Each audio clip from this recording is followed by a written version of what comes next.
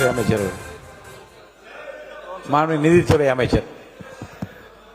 மாண்புமிகு பேரவைத் தலைவர் அவர்களே, ஆக்சுவலாக அது ஹையர் எஜுகேஷன் சப்ஜெக்ட் அவர்கிட்ட பேசலாம்னு நினைக்கிறேன். சீனியர் மோஸ்ட் மினிஸ்டர், ஆக்சுவலாக மினிஸ்டர் தான் பேசணும்.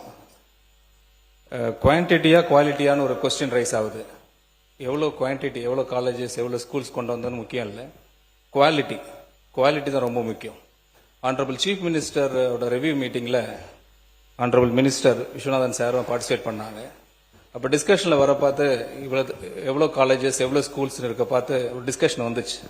நம்மளும் ஒரு காலேஜ் நடத்தியிருக்கோம், நிறைய மினிஸ்டர்ஸ், ஃபார்மர் மினிஸ்டர்ஸ் இருக்காங்க, அவங்களும் காலேஜ் வச்சுருக்கிறாங்க. குவாலிட்டி எப்படி ரைஸ் பண்ணணும்னு அவங்களுக்கே தெரிஞ்சிருக்கும். அதில் பார்த்தீங்கன்னா சர்டிஃபிகேஷன் சொல்லுவாங்க. ஒரு இன்ஸ்டிடியூஷன்ஸ், ஆர்ட்ஸ் காலேஜஸ், இப்போ government arts colleges, government engineering colleges நிறைய இருக்குது இல்லைங்களா? அதில் எவ்வளோ சர்டிஃபிகேஷன் வாங்கியிருக்காங்கன்னு ஒரு லிஸ்ட் எடுத்தோம்னா கடந்த ஒரு 30-40 ஆண்டுகளாக ஒன்றுமே கிடையாது. ஒரு IASO சர்டிஃபிகேஷன் கூட வாங்கலை, ஒரு NAAC certification, national assessment accreditation council சொல்லுவாங்க, அதுவும் வாங்கலை, ஒரு NBA அக்ரெடிடேஷனும் வாங்கலை, ஒரு A+ன்னுவாங்க, A++ன்னுவாங்க, B+ன்னுவாங்க, எந்த சர்டிஃபிகேஷனே வாங்காமல் இவ்வளோ வருஷம் நம்ம காலேஜஸ் ரன் பண்ணிட்டு இருந்தோம்னா அங்கேருந்து எப்படி குவாலிட்டி வரும்? ஒரு குவான்டிட்டி மட்டும் தான் வெளியே வரும். அது அடிப்படையில் நம்ம எந்த முயற்சி எடுத்த மாதிரி தெரியல.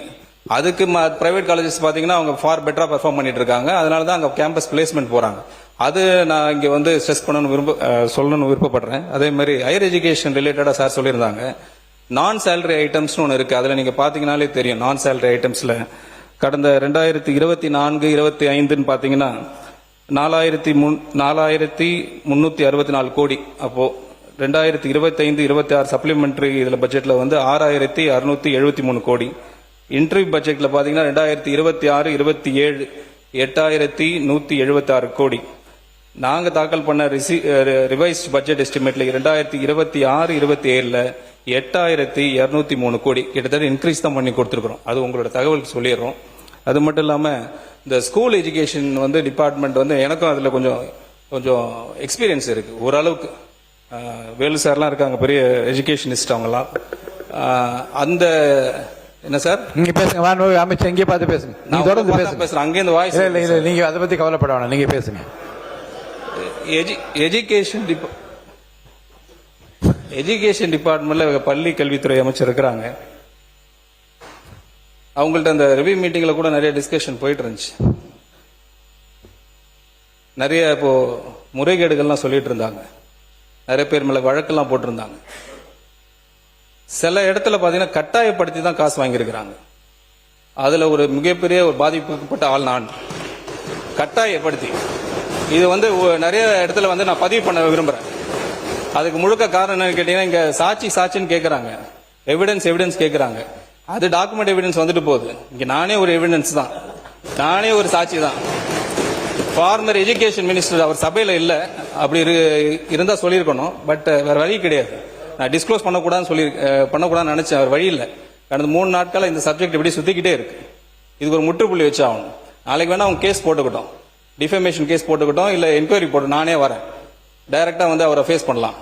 எந்த இடத்துல, எந்த டி நகர்ல, எந்த இடத்துல, குளோபல் அப்படின்னு ஒரு இடத்துல எவ்வளவு அமௌண்ட் கொடுத்தோம் எல்லாம் நானே சொல்ல முடியும், எல்லாரும் சொல்ல முடியும், கிளியரா அமௌண்ட் சொல்ல முடியும். இதுதான் சாட்சி. நான் சொல்லக்கூடாதுன்னு நினைச்சுக்கிட்டு இருந்தேன் சார், நான் சொல்லக்கூடாதுன்னு நினைச்சுக்கிட்டு இருந்தேன். வேற வழியே கிடையாது. ஒரு கட்டத்துக்கு அப்புறம் மைனாரிட்டி இன்ஸ்டிடியூஷனுக்கு எவ்வளவு அமௌண்ட் வாங்குனீங்க, இது எல்லாம் நானும் சொல்ல முடியும். மாண்புமிகு பொதுப்பணித்துறை முன்னாள் பள்ளிக் கல்வித்துறை அமைச்சர் அன்பில் மகேஷ் மீது நிதியமைச்சர் மரிய வில்சன் பல்வேறு குற்றச்சாட்டுகளை முன்வைத்திருக்கிறார். மேலும் விவரங்களோடு இணைகிறார் செய்தியாளர் ராஜேஷ். வணக்கம் ராஜேஷ், விவரங்கள். சுபா வணக்கம். நிதித்துறை அமைச்சர் சற்று நேரத்திற்கு முன்பு சட்டப்பேரவையில் முன்னாள் பள்ளி கல்வித்துறை அமைச்சர் அன்பில் மகேஷ் மீது சரமாரியான பல்வேறு குற்றச்சாட்டுகளை முன்வைத்திருக்கின்றார்.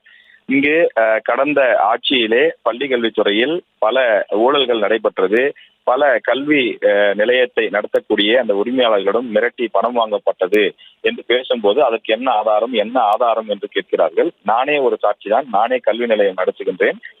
திமுக ஆட்சியில் பள்ளி கல்வித்துறையில் தியாகராய நகரில் இருக்கக்கூடிய ஒரு கட்டிடத்தில் குளோபல் 360 என்று சொல்லக்கூடிய நிறுவனத்தில் எவ்வளவு பணம் கொடுத்தேன் என்பதையெல்லாம் நானே ஆதாரத்துடன் சொல்ல தயாராக இருக்கின்றேன். என்னிடம் கட்டாயப்படுத்தி பணம் வாங்கப்பட்டது, நானே ஒரு சாட்சியாகத்தான் நின்று கொண்டிருக்கிறேன். தொடர்ந்து ஆதாரம் வேண்டும் என்று கேட்டுக்கொண்டிருக்கிறார்கள். கடந்த திமுக ஆட்சியிலே பணம் வாங்கப்பட்டது என்று நிதித்துறை அமைச்சர் மரிய வில்சன் சரமாரியான குற்றச்சாட்டுகளை முன்வைத்திருக்கிறார். நான் பேசக்கூடிய இந்த பேச்சுக்காக என் மீது வழக்கு தொடர்ந்தால் அதை சட்ட ரீதியாக சந்திப்பதற்கு நான் தயாராக இருக்கிறேன். திமுகவினர் என் மீது வழக்கு போடுங்கள் என்றும் அவர் பேசியிருக்கின்றார். அது மட்டும் இல்லாமல் முன்னாள் அமைச்சர் அன்பில் மகேஷ் பொய்யாமொழி அவர் பள்ளிக்கல்வித்துறை அமைச்சராக இருந்த காலகட்டத்திலே பல கல்வி நிறுவனங்கள் மிரட்டி பணம் வாங்கப்பட்டது எனவும், எனவே அது சம்பந்தமாக பல்வேறு ஆதாரங்கள் தன்னிடம் இருப்பதாகவும் மரிய வில்சன் குறிப்பிட்டிருக்கின்றார். எனவே இந்த விஷயத்தை பொறுத்தவரையில திமுகவினர் எழுந்து அதற்கு அப்ஜெக்ஷன் தெரிவிக்க அவர்கள் முயற்சி மேற்கொண்டார்கள். ஆனால் சபாநாயகர் அதற்கான வாய்ப்பு கொடுக்கவில்லை. இதை தொடர்ந்து விவாதிக்க வேண்டாம், அடுத்த சப்ஜெக்டுக்கு வந்து விடுவோம் என்று சொல்லி சபாநாயகர் அடுத்த விஷயத்திற்கு பேச சட்டமன்ற உறுப்பினரை அழைத்து விட்டார்.